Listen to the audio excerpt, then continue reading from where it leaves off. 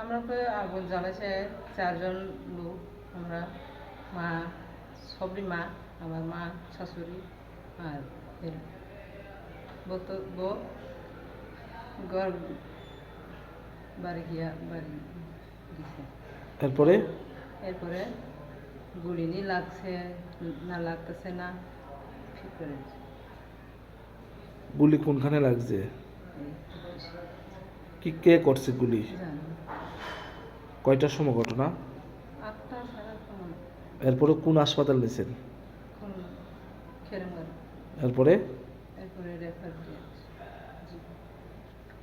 এরপরে জীবিতে রেফার দিয়েছে। কি নাম? বয়স কত? বয়স 30। বাড়ি কোনখানে? সামনন্দপাড়া। তুই পুলিশ আইসিলি ঘটনা খবর পাইয়া? পুলিশ তো ওখানে আসে, এখানে আসে। তোমার কি লাগে?